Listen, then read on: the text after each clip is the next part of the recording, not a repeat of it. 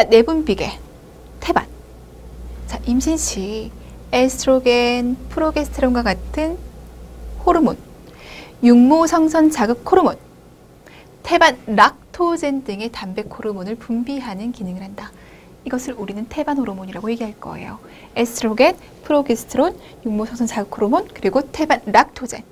자, 에스트로겐이 증가해서 자궁의 성장, 수축성 유지, 유방의 샘조직 증대와 같은 많은 변화가 일어날 겁니다. 프로게스테론, 임신 초기에는 황체, 임신 7에서 12주 이후에는 태반이 생성되고 그 양이 점차적으로 증가돼서 자궁 내막의 증식, 자궁 수축의 억제 기능을 통해 임신 유지에 중요한 작용을 할 겁니다. 자, 육모성선 자극 호르몬, 임신 초기 황체 기능을 보존하는 기능. 태반이 발달하기 전까지는 황체가 기능을 해야 되잖아요. 그 황체가 계속적으로 기능할 수 있게끔 하는 것이 육모성선 자극 호르몬. 인부의 혈액이나 소변에서 검출됩니다. 그래서 임신이 됐는지 되지 않았는지 그 진단을 하는 데 사용되는 호르몬이에요.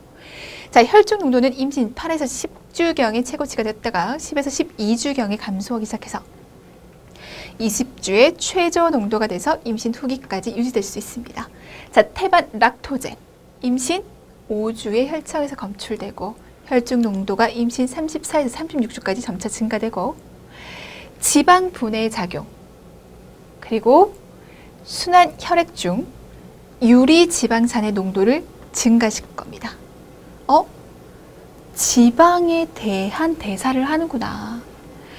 모체 대사와 태아 영양의 에너지원이 될 수 있도록 하고 모체의 당 흡수, 포도당의 신합성을 억제합니다. 무슨 말이에요? 엄마가 당을 먹었어, 포도당 먹었어, 탄수화물 먹었어. 그럼 당을 엄마가 잘 사용할 수 있도록 해야 될 거 아니에요. 그리고 당을 저장시켜 놔야 되는 게 일반적인 대사잖아요. 탄수화물 대사잖아요. 당을 잘 취득해서 세포가 사용할 수 있도록 해주고, 그리고 당을 잘 저장시켜 놨다가 필요할 때 꺼낼 수 있도록 해주고, 이렇게 해야 되는데 엄마가 당을 잘 사용하는 것도 막고 저장하는 것도 막을 거예요. 그러면 엄마 혈액에는 당이 많아지겠죠. 왜 이렇게 당을 많이 만들까요? 왜 이렇게 당을 높은 수준으로 유지시킬까요? 누가 사용하라고? 태아가 사용하라고. 태아의 성장 발달에 이 당이 이용될 수 있게끔 포도당을 모체에서 사용하는 것을 억제하고 신합성을 억제시킬 겁니다. 그러면서 지방 대사하는 거죠. 지방 분해 작용, 유리지방산의 농도를 증가시키는 것. 이를 통해서 태아의 체세포 성장에 중요한 영향을 미칠 겁니다. 태반 락토젠이에요. 태반 호르몬에 대해서 여러분들 이해하시고 기억하시는 거 너무 중요합니다. 자, 임신 중의 호르몬의 요인, 에스트로겐이에요. 에스트리올은 임신 중 소변과 양수에서 증가하게 되고, 자, 에스트로겐에 의해서 자궁이 증대된다고 얘기했습니다. 자궁 근육이 비대되고 자궁 내막이 증식되고 혈액 공급이 증가한다. 자궁이 증대되는 것은 우리가 임신의 가정적 징후라고 얘기해요. 우리가 나중에 임신의 징후에 대해서 세 가지를 얘기할 겁니다. 가정적 징후, 그리고 추정적 징후, 확정적 징후. 이 세 가지 분류하셔야 됩니다. 가정적 징후다. 자, 계속되는 성장은 임신의 진행을 의미한다. 자궁이 계속적으로 증대되는 것은 성장을 의미하고 임신의 진행을 의미한다. 자, 유방이 계속적으로 증대되고 이로 인해서 유방 압통이 나타나며 선조직과 그리고 포상, 유두를 성장시키고 지방이 침전되고 생식기를 증대시키는 역할을 할 겁니다. 결합 조직의 탄력성을 증가시켜서 요통, 치골 부위의 압통, 통증, 경관계에 나타나고 신진대사를 변화시키고 HCG, 펩신을 분비 저하하고 펩신 분비를 저하하고 갑상샘 기능 작용에 영향을 끼쳐서 사이로신, 갑상선 호르몬의 생산을 증가시킬 거예요. 자, 갑상선 호르몬이 증가된다는 것은 그만큼 대사가 활발해진다는 것을 의미할 겁니다. 자, 염산 분비를 저하시키고 단백질 대사 작용을 증가시켜서 태아의 성장을 도울 것이며 나트륨과 수분을 정체시킬 거예요. 그래서 혈장량과 간질액의 증가로 부종과 수분이 함유될 수 있습니다. 자, 혈액 변화로 혈액 응고 경량 나타나고요. 섬유소 용해 작용에 저하가 나타나고요. SR이 증가됩니다.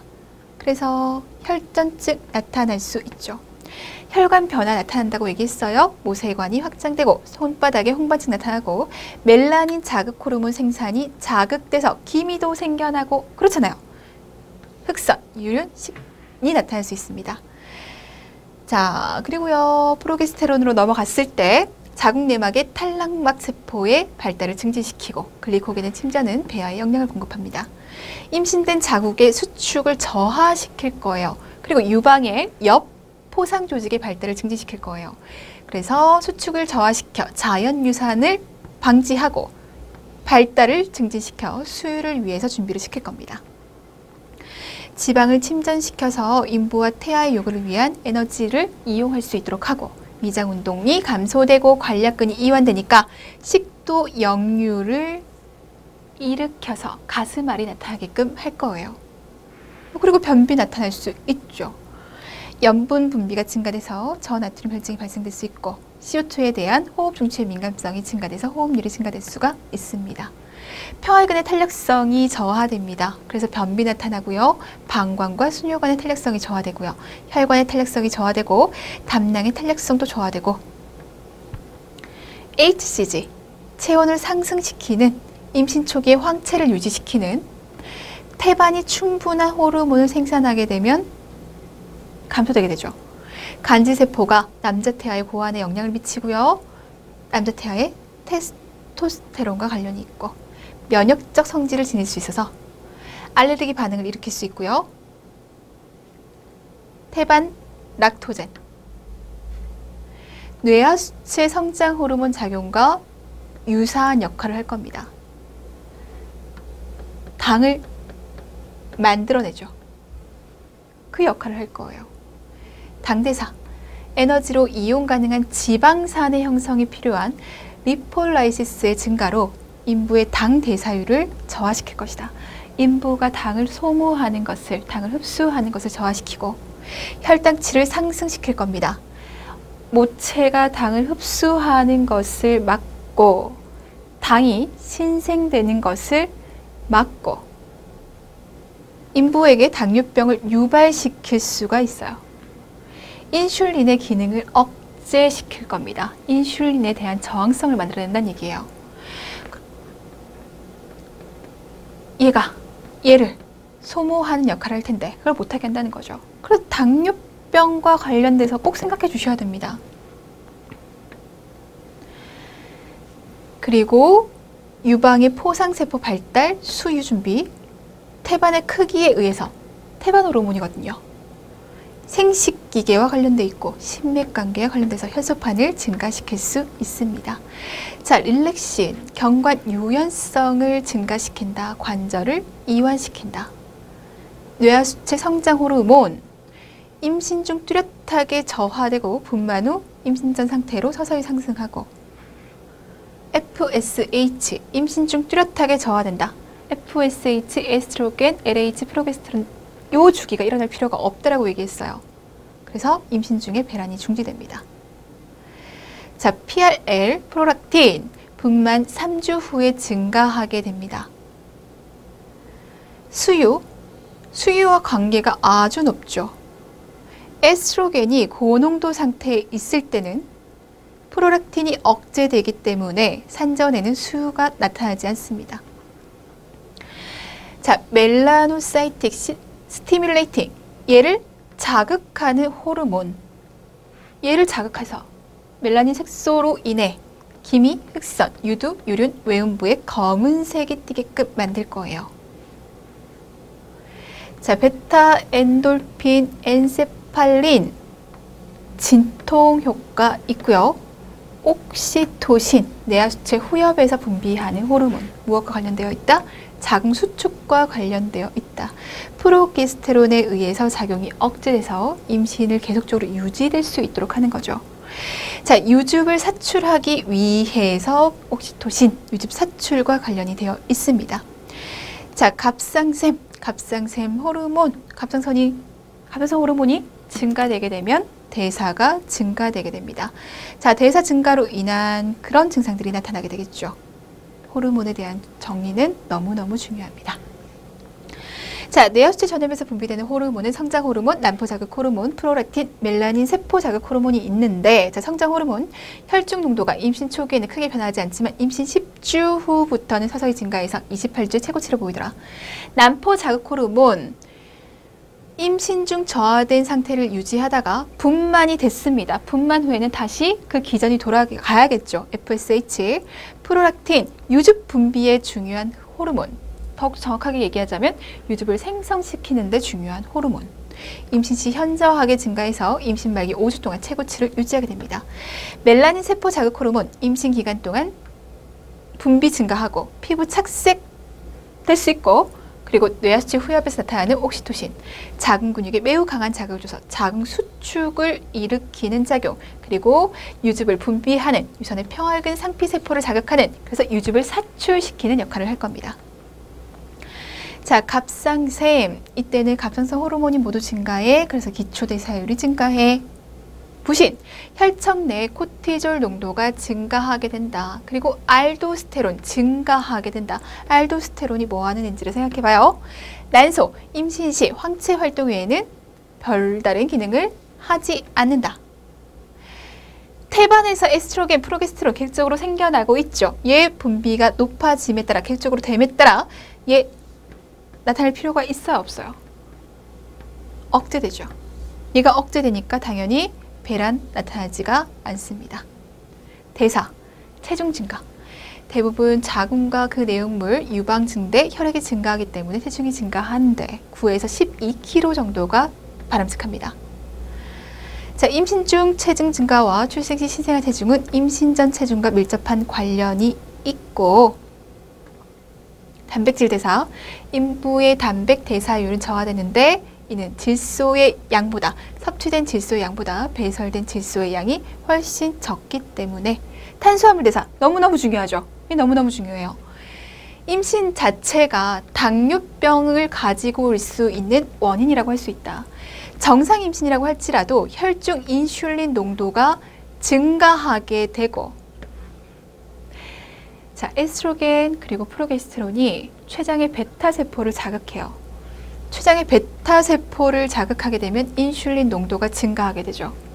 공복 시 혈당이 약간 저하될 수 있다. 인슐린 농도가 증가하게 되면 당연히 혈당은 떨어지게 될 것이고, 그리고 당에 대해서 신장의 요역치는 저하됩니다. 그럼 신장이 당을 조금만 높아져도 바로바로 빼낸다는 얘기죠. 사구체 여과 작용은 증가하게 됩니다. 비임신기에 혈당치가 160에 이르러서야 소변이 당으로 배출되지만 임신에는 120만 돼도 당이 배출될 수 있다고요. 그래서 당뇨가 잘 나타난다. 임신 중에 나타나는 탄수화물 대사의 변화는 태아에게 지속적으로 당을 공급하기 위한 것이다. 이 얘기했죠. 태반, 락토젠, 에스트로겐, 프로게스테론과 같은 호르몬이 증가함에 따라 태반 호르몬이 증가됨에 따라 말초 조직에서 인슐린 저항이 증가됩니다.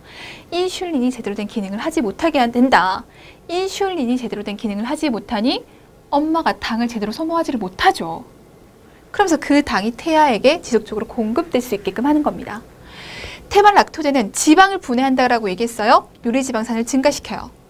성장 호르몬과 같은 유사작용을 하게 되고, 이로 인해서 혈중 유리지방산 증가, 인슐린의 조직 저항 증가, 태아 쪽으로 당이 공급될 수 있다. 너무 중요한 얘기예요. 탄수화물 대사는 꼭 기억하셔야 됩니다. 자, 지방대사, 임신 중 혈중 지질, 지단백, 콜레스테롤의 농도는 점차적으로 증가될 수 있어요. 자, 보세요. 지방을 계속적으로 대사한다라고 얘기했고요. 그리고 당에 대해서, 인슐린에 대해서 저항을 가지고 있다라고 얘기를 했어요. 그럼 엄마가 당을 제대로 사용하지 못해, 당 사용하지 못해? 그럼 어떻게 돼요? 지방을 깨부실 거예요. 지방을 깨부셔서 안 그래도 호르몬에 의해서 지방대사가 활발한데 당을 제대로 이용하지 못하니까 지방대사가 더욱더 활발하게 이루어진단 말이에요. 지방을 깨부셔서 에너지원으로 사용하려고 하다 보니까 뭐가 나타나는 거예요? 케톤이 나타나는 거예요. 산독증, 아세톤요가 발생하게 됩니다. 자, 철분은 임신 시 요구량이 현저하게 증가됩니다. 칼슘과 마그네슘의 혈중 농도는 약간 감소하게 되는데 태아의 발육과 모체 조직의 수요 증가로 인한 것입니다. 혈중의 이 농도가 변화하는 경우는 겨우 없고 구리 농도는 임신 초기부터 감소되는 경향이 있습니다. 비타민 대사, 태아의 발육에 있어서 여러 비타민은 필수적인 기능을 하기 때문에 임신 중에 모체 비타민 요구량은 굉장히 증가하고 중요해지는 거죠. 자, 전해질 수분 대사, 임신 중에는 체내의 나트륨과 칼륨이 다량 축적됨에도 불구하고 혈중 나트륨과 칼륨의 농도는 저하됩니다. 수분의 축적이 있다라고 얘기했어요. 자, 임신 중 나트륨이 축적됨에 따라 아까 알도스테론의 호르몬이 증가된다는 얘기도 했고요. 축적됨에 따라 나타나는 수분 정체는 생리적인 현상이지만 임신성 고혈압의 경우에는 부종까지 유발할 수 있다. 자, 여기까지 내용이 꽤 많죠. 임신의 생리적 변화가 어떻게 되었는지는 이 많은 내용들을 정확하게 이해하셔야 돼요. 이해하시고 암기해 주셔야 됩니다. 중요한 얘기들이 많아요. 왜 이러한 증상이 나타나는지, 왜 이러한 변화가 나타나는지 꼭 호르몬들과 연결시켜서 또는 상황들과 연결시켜서 기억을 해두셔야 돼요. 자, 세 번째 테마, 임신과 관련해서 우리 임신의 징후부터 보도록 합시다. 임신의 징후는요, 총 3가지로 나눠서 볼 수 있어요. 추정적, 가정적, 확정적. 자, 추정적 징후다라고 얘기하는 것은 아무래도 임신 같은데 라고 모체가 느끼는 그런 감정? 신체적 변화? 이런 거요. 모체만이 느끼는 여기에 포인트를 주셔야 돼요. 아무래도 임신 같은데? 라고 느끼는 것을 추정적 징후. 가정적 징후가 있고 확정적 징후가 있는데 확정적 징후는요, 무조건 임신이에요. 확정적 징후 양성이다? 무조건 임신. 그럼 가정적은요? 느끼는 것보다는 아무래도 임신인 것 같아 라고 느끼는 것보다는 조금 더 증거가 있죠. 그러나 임신이다 확진하기에는 좀 그런 걸 가정적 징후라고 얘기할 거예요. 아무래도 임신 같은데 무조건 임신. 한 그 사이 어디쯤? 자, 추정적 징후부터 볼게요. 자, 시기 참고해 주시고 추정적 징후로 봤더니 유방의 변화, 무월경, 오심구토, 빈뇨, 피로, 첫 해독. 왠지 임신 같기는 한데 임신이 아니라도 느낄 수 있는 증상들이에요. 유방의 변화, 무월경, 생리 전에 느낄 수 있죠. 오심구토, 예민한 사람들 느낄 수 있어요. 빈뇨, 감염이나 자궁관계 종양이 있을 때 느낄 수 있어요. 스트레스나 질환으로 피로 느낄 수 있고 장내가스로 인해서 태동처럼 느낄 수도 있다는 거예요. 다른 원인이 충분히 있다 라고 생각하면서 그럼에도 불구하고 임신의 초기 증상과 너무 닮아 있더라 라고 하는 것, 그것을 우리는 추정적 징후라고 합니다. 자, 가정적 징후예요. 추정적 징후보다는 그래도 임신의 증거가 좀 더 객관적이어 보여. 하지만 확정적으로 무조건 임신이다 라고 얘기할 수는 없는 상황. 구델 사인, 체득 사인, 해갈 사인 모두 어떤 사인인지 아셔야 되죠. 그리고 임신 검사에서 양성이 됐을 때 혈청을 통해서, 소변을 통해서. 그리고 브렉스톤 힉스 컨트랙션, 이게 뭐냐면 불규칙한 수축이에요. 통증 없어요. 가진통 같은 느낌. 그리고 벨로트먼트라고 해서 부구감 얘기하는 거예요. 이런 것들이 가정적 징후가 됩니다. 근데 이 가정적 징후 역시 다른 임신 외 원인이 있어요. 다른 원인이 있다고요. 확정적 징후 보세요. 초음파로 태아를 봤어요. 무조건 임신이죠. 초음파로 태아 심음을 확인했어요. 무조건 임신이에요. 방사선 검사로 태아를 확인하고 청진기로 태아 심음을 확인하고 청진기로 확인하고 움직임 촉진하고 눈으로 태아 움직임을 확인하고 절대적인 다른 원인이 없죠. 이런 것을 확정적 징후라고 합니다. 자, 가정적, 추정적, 확정적 징후 이거 분류하셔야 됩니다. 다음 중 가정적 징후인 것은 아닌 것은 이렇게 문제화된 적이 있어요. 분류하시고 각각의 특징들을 잡아가셔야 됩니다. 자, 추정적 징후부터 봅니다. 자, 무월경. 월경 예정일보다 10일 이상 지나거나 월경을 2번 거르게 되면 임신을 의심할 수 있다. 그러나 다른 원인에 의해서도 무월경이 가능하다. 입덧, 특정한 음식이나 음식 냄새에 대한 혐오로 인해서 오심과 구토가 생기는 것, 아침 공복 시 잘 일어나요. 6주경 시작해서 12주 후 사라지지만 지속되는 경우도 있고 임신 5조증으로 발전해서 치료를 받아야 되는 경우도 있습니다. 다른 원인에 의해서도 입덧 같은 증상이 나타날 수 있어요. 자, 빈뇨.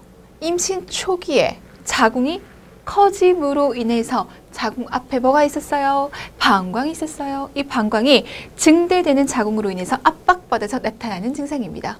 임신 중에 에스트로겐, 프로게스테론의 분비의 증가로 방광을 포함한 골반 내 장기의 순환이 증가해서도 나타날 수가 있죠. 하지만 다른 원인도 있다.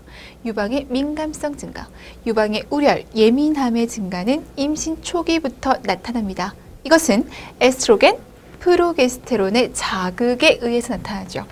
첫 해동, 다산부는 16주경에, 초인부는 18주나 아니면 그 이후에도 느끼지 못하는 경우도 있다.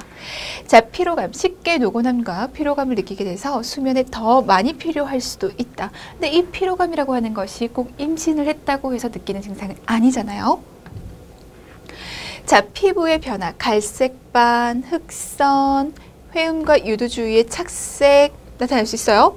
자, 임신선은 임신 후반기에 복부, 유방, 대퇴부의 피부에서 나타나는 붉은색을 띤 선으로 부신피질 자극 호르몬의 작용으로 피부, 결합 조직이 단열돼서 나타나는 것이다.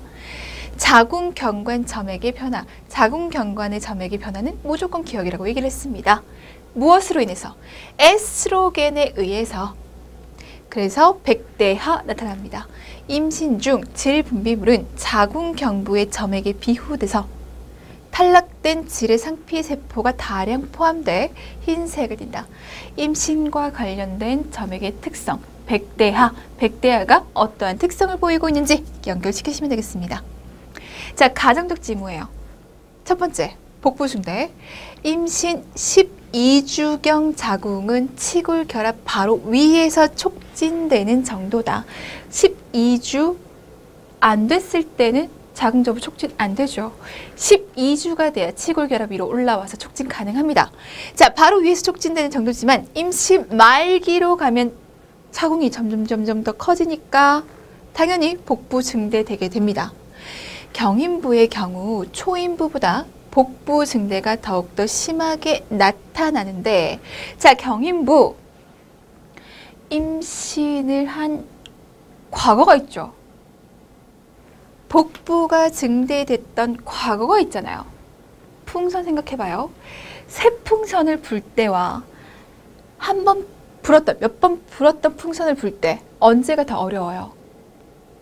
처음일 때 어렵죠. 여러 번 불었던 풍선은 불기가 쉬워요. 그만큼 복부가 여러 번 증대됐으면 다음 임신에서 훨씬 더 잘 부푼다고요. 복부 증대 더욱 심하게 나타나는데 이는 이전 임신으로 복벽이 약해졌기 때문이다. 고무풍선 생각하세요. 경인부의 경우 임신 후반기에 이전보다 복부가 더욱더 많이 증대되게 되고 신생물, 근종과 같은 골반 종양으로 인해서 자궁 증대가 나타날 수 있다. 그래서 복부가 증대된다고 해서 무조건 임신이다 할 수는 없는 겁니다. 자궁이 커지고 복부가 커지고 배가 이렇게 불러오니까 임신인 것 같아. 그래요. 하지만 무조건 임신이다 라고 얘기할 수는 없다는 얘기예요. 그래서 가정적 징후입니다. 자, 자궁 경도의 변화, 해갈 사인, 맥도날드 사인, 구달 사인 모두 다 기억해 주셔야 되는 사인. 자, 해갈 사인입니다. 마지막 월 경우 6에서 8주경이 되면 골반 진찰 시에 부드러운 협부가 촉진된다. 해갈 어디라고요? 협부라고요. 이렇게 기억을 하자고요. 협부 H 해갈 이렇게 기억합시다. 자, 이번에는 맥도날드 사인입니다. 자궁 저부가 경부 쪽으로 휘어지는 경향. 구달 사인 우리 얘기했어요. 어디 얘기하면 돼요? 자궁 경부 얘기하면 돼요. 점점 부드러워지더라. 경부지라고 생각하면서 우리 구달 사인 기억할게요. 자, 태아의 외형이 촉진되는 거. 임신 후반기에 이르면 태아의 외형을 모체의 복벽을 통해서 어느 정도 촉지할 수 있다. 그리고 부구감, 벨론먼트. 얘는요, 임신 16에서 28주 내에 내진할 겁니다. 자, 내진을 했을 때 자궁 경부에 위치한 자궁의 선진부, 머리가 될 수도 있고 엉덩이가 될 수도 있고요. 이 선진부를 손가락으로 튕겨서 갑작스럽게 압력을 가하면 얘는 이렇게 자궁강 안에 양수 속에 떠 있단 말이에요. 근데 얘를 튀겼어. 압력을 줬단 말이에요. 그럼 얘가 훅 떴다가 훅 내려오는 요렇게 모습을 보이는데 이때 손가락에서 파동을 느끼는 거죠. 이것을 우리는 부구감이라고 합니다. 역시 가정적 징후예요. 자궁의 수축, 브렉스톤 힉스 컨트랙션. 자, 임신 초기에 불규칙한 무통성의 특징 잡아야 돼요. 불규칙한 무통성의 자궁 수축이다. 자, 자궁을 마사지해서 자극하는 경우에 수축이 더욱더 강하고 자주 일어날 수 있다. 자궁 마사지는 자궁 수축과 관련성이 있어요. 두 개 묶어주시고. 자, 불규칙적이고 무통성의 자궁 수축의 양상은 임신 28주 이후 인부가 더욱 확실하게 느끼게 됩니다. 자, 내분비 검사에서 수정된 지 3주가 지나면 인부의 소변에서 육모성선 자극 호르몬 HCG를 확인해 낼 수 있어요. 자, 그러면 이 자가 임신을 검사하기 위해서, 자가검진하기 위해서 할 수 있는 교육 내용. 자, 소변 속에 있는 얘를 확인해 낼 거예요. 그럼 언제 하는 것이 가장 좋을까? 아침에 일어나자마자 첫 소변. 왜? 그 농도가 하루 중 가장 높은 시기이기 때문에. 전날에 수분을 너무 많이 섭취하지 말자. 희석돼서 나와서 검사 결과가 정확하지 않을 수 있다. 소변을 담는 용기 당연히 깨끗해야겠고요. 복용하고 있는 약물에 따라서 잘못된 검사 결과가 나올 수 있다는 거. 얘를 너무 이른 시간에 검사를 하면 수정된 지 3주가 지나면 얘가 확인되는데 1주밖에 안 지났어. 그러면 검사 결과가 음성으로도 나올 수 있다는 얘기입니다. 자, 질 점막의 변화, 차드윅 사인. 임신 시 혈액 공급의 증가로 질이 푸른색이 되거나 자청색이 되거나 임신 6에서 8주경부터 관찰 가능합니다. 자, 이번에는 확정적 징후예요. 다른 이유 없어요. 이런 증상들이 나타난다면, 이런 모습을 보인다면 무조건 임신입니다. 태아의 심음을 들었어. 그럼 무조건 임신이죠. 청진기를 이용하는 경우 임신 17주경부터 태아 심음을 청취 가능해요. 촉진자에 의한 태아의 움직임 확인. 이때 촉진자는 전문가여야 합니다. 확실하게 임신입니다라고 결정지어서 얘기할 수 있는 전문가여야만 해요. 그 전문가가 태아 움직임을 확인했습니다. 임신 18주 이후.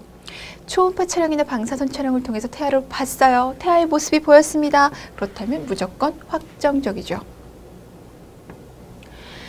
자, 임신 진단과 분만 예정일 계산법으로 넘어갑니다. 이 계산법에 대해서 문제화된 적이 있어요. 이 임산부가 이러한 사항이었어요. 그럴 때 언제 분만할 것 같아요? 이렇게요. 임신이 평균 기간은 마지막 월경일을 기준으로 280일 혹은 40주입니다. 자, 첫 번째 네겔레 법칙으로 계산해 볼 수 있어요. 월경 주기가 28일이고 수정이 월경 주기 14일째 이루어졌다는 가정하에 우리 네겔레 법칙을 사용해서 계산해낼 수 있습니다. 마지막 월경일 첫날이에요. 포인트. 첫날에 7일 더하고 달에서 3개월 빼고 1년을 더하면 분만 예정일이 나옵니다. 대부분의 경우 분만 예정일 전후로 7일 이내에 분만하게 되죠. 자, 자궁저부 높이로 계산하는 방법. 우리는 알 수 있어요. 몇 주에 이 정도, 몇 주에 이 정도, 몇 주에 이 정도.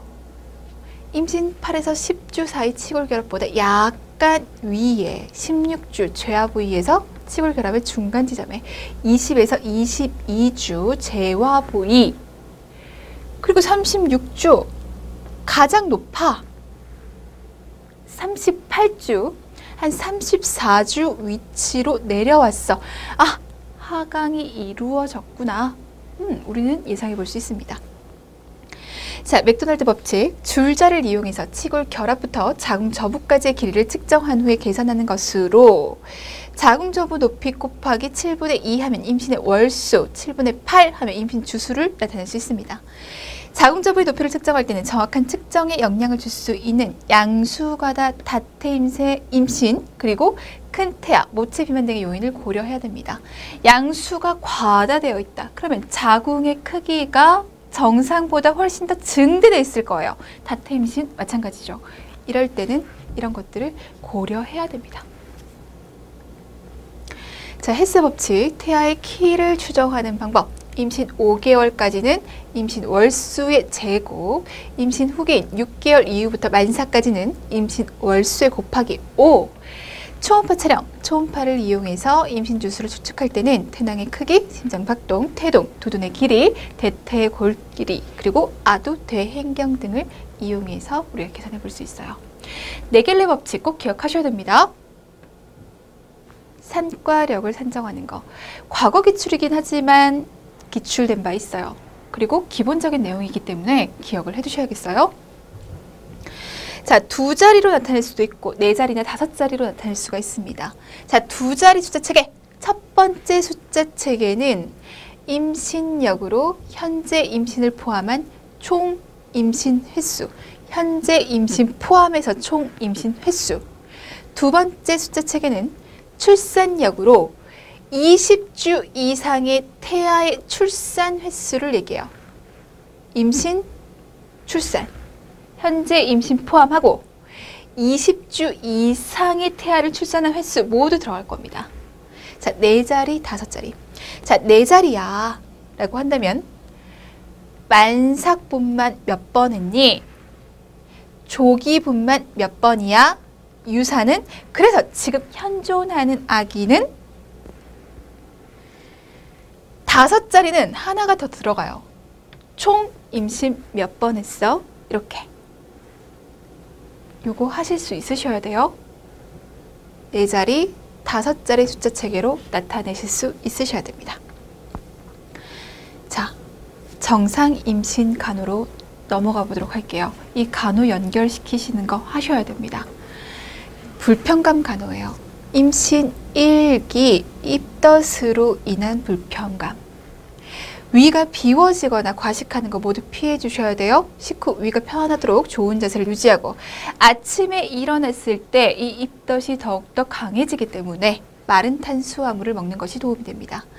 자, 입덧이 심하면 증상이 사라질 때까지 침대에서 허브를 첨가한 카페인이 없는 뜨거운 차, 우유, 블랙커피 같은 음료와 함께 마른 탄수화물 함유 식품을 먹으며 1시간 정도 안정을 취하는 것이 좋아요. 과식을 피하라고 했어요. 그렇다고 위가 비워지는 것도 옳지 않아요. 5번에서 6번 소량씩 자주 식사하는 것을 권하고요.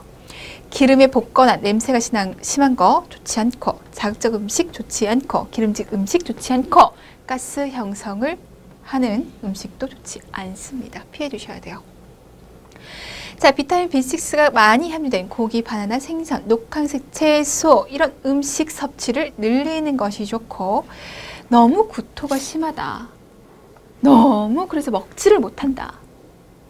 이러면 이게 또 문제를 가지고 오잖아요. 엄마가 영양분으로 취할 수 있는 게 없어요. 그럼 지방을 또 막 깨부실 거예요.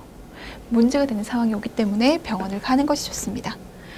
자, 임신 2기의 불편감, 가슴앓이 얘기할 거예요. 자, 가슴앓이에 대해서 앞에서 우리가 살짝 보고 왔습니다. 무엇의 영향으로 가슴앓이가 나타났습니까? 프로게스테론의 영향이었죠. 자, 프로게스테론이 증가됨에 따라 위 관략근은 이완된다고 했어요. 음식과 소화액이 위에서 식도로 역류하게 되고 위 운동, 장의 운동도 감소됩니다. 소화 시간 지연될 거예요. 자궁이 증대되면 위가 압박을 받을 겁니다. 그래서 가스마리가 나타난다. 그럼 가스 형성 음식 좋아요, 안 좋아요? 위가 팽만 되면 좋을 게 없죠. 기름진 음식 마찬가지예요. 과식 제한해야 됩니다. 좋은 자세 유지하는 것이 좋아요. 밥 먹고 눕는 거 좋겠다, 안 좋겠다? 이거 지금 역류랑 관련이 있잖아요. 위 팽만과 관련이 있잖아요. 좋지 않다는 거예요. 자, 일시적 완화를 위해서 소량의 우유, 뜨거운 허브차 마시고 식간의 제산제가 도움이 될 겁니다. 왜? 산 역류돼서 그럴까? 증상이 지속되는 경우 병원 방문. 자, 관절통, 요통, 골반의 압박감. 자, 관절통, 요통, 호르몬의 영향으로 치골 결합과 천장 관절의 이완으로 발생한다. 릴렉신 호르몬으로 인해서 관절이 이완된다라고 얘기를 했습니다. 거기다가 복부가 커져 있어요. 그럼 분명히 주위를 압박시킬 거라고요. 몸의 중심의 변화가 일어나면서 요추 만곡 그리고 경흉부의 만곡이 커질 수 있어요. 바른 자세, 신체 역학, 바른 신체 역학 유지할 수 있도록 하고 굽이 낮은 신발, 인부용 거들, 복대를 이용한 복부를 의식적으로 이완하거나 단단한 바닥에서 자는 것도 도움이 될 수 있습니다. 자, 요거 하나 더 보고 갈게요. 요럴 때 요 운동이 도움이 된다. 포인트 잡습니다. 자, 임신 3기의 불편감. 복부가 엄청 증대돼 있을 거라고요. 자궁 증대가 엄청 돼 있을 거라고요. 호흡곤란 나타날 겁니다. 이 복부가 증대된 자궁이 횡격막을 압박할 거니까 인부의 복부에 압력을 줄 수 있는 과도한 식사 피해 주시고 나비 운동 포인트 잡아요.